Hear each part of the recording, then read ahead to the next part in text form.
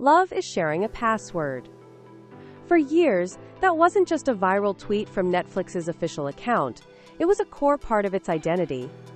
That and another sacred promise, repeated for over a decade by its founder. Netflix would never, ever have commercials. These two principles, sharing and an ad-free experience, were the foundation of a brand that millions adored. Today, that Netflix is dead. In a stunning reversal, the company declared war on password sharing and enthusiastically embraced advertising. To many loyal subscribers, it felt like two profound betrayals. But what if those betrayals are the only reason Netflix is still the undisputed king of streaming? To understand how deep these betrayals run, you have to remember the company Netflix promised to be. It rose to power by being the ultimate consumer champion. It destroyed Blockbuster with its revolutionary no late fees model. It completely changed television culture with the binge model, dropping entire seasons at once. And at the heart of its brand were two commandments, written in stone. First, the viewing experience was sacrosanct. Unlike traditional TV, there would be no jarring commercial breaks. In 2017, CEO Reed Hastings said ads were a no-go, promising a brand of subscription that is about a simple, commercial-free experience. Second, sharing was not a bug, it was a feature. It fueled word-of-mouth growth and made the service a cultural staple. This was the Netflix everyone knew and loved. An entertainment utopia you could share with your family, your friends, or your college roommate from 10 years ago. For a while, this utopia seemed invincible. By 2020, Netflix was at the absolute peak of its power, an untouchable cultural and financial titan. But a storm was gathering. The omen of its downfall was the launch of the streaming wars. One by one, giants entered the battlefield. Disney+, HBO Max, Apple TV+, Peacock, all armed with massive budgets and, more importantly, their own content libraries. Suddenly, beloved shows like The Office and Friends vanished from Netflix, pulled back by their parent companies. The cost of producing original content skyrocketed, as they now had to compete with the likes of Apple and Amazon. For the first time in its history, Netflix's endless growth began to sputter.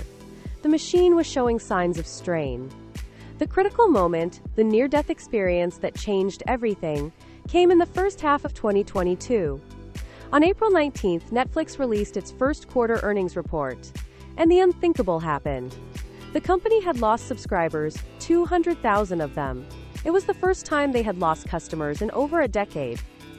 Wall Street panicked. The company's stock immediately plunged by 35% in a single day, wiping out over $50 billion in market value.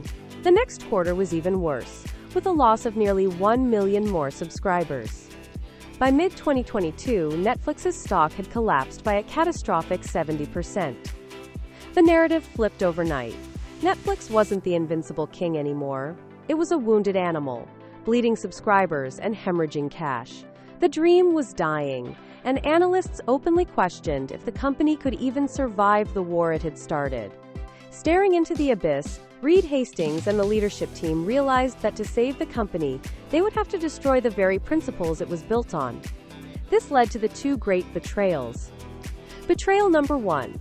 They embraced the enemy: advertising.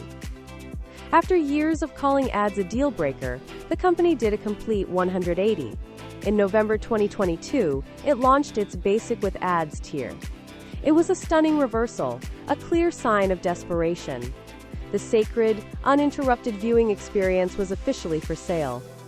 The business logic was simple. As subscriber growth in wealthy countries stalled, the ad-supported tier allowed them to tap into a new, more price-sensitive market. It also created a powerful second revenue stream that didn't rely solely on monthly subscription fees. It was a pragmatic business decision, but it was the first crack in the brand's pristine armor. Betrayal number 2. They declared war on sharing. The company that once tweeted, "Love is sharing a password," now saw that love as a $6 billion liability. They estimated that over 100 million households worldwide were using the service without paying. In early 2023, the crackdown began. Subscribers were greeted with pop-ups and emails, forcing them to set a primary location and pay extra for users outside their household. The public backlash was immediate and intense.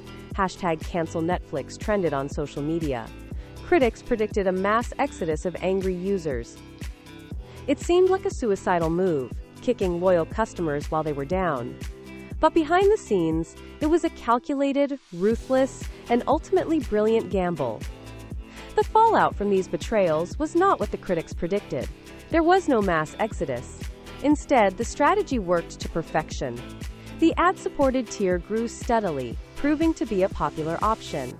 But the password crackdown was the masterstroke. Faced with the choice of losing access or finally paying up, millions of freeloaders converted into paying customers. In the third quarter of 2023, just months after the crackdown went global, Netflix added a stunning 8.8 million new subscribers, blowing past all expectations. Their revenue and profits soared. The stock began a steady climb back from the dead.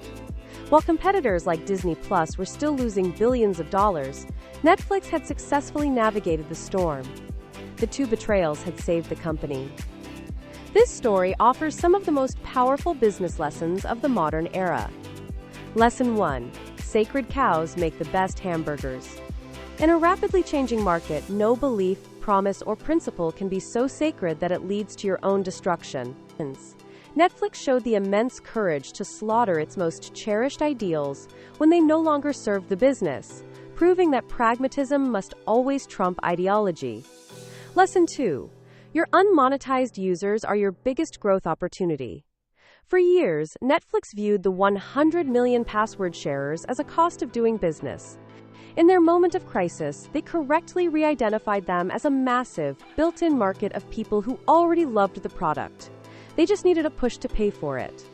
And the final lesson. In a mature market, profit trumps growth. For a decade, Wall Street only cared about subscriber numbers, and that metric broke. Netflix was forced to pivot to what truly matters for a sustainable business: profitability and average revenue per user.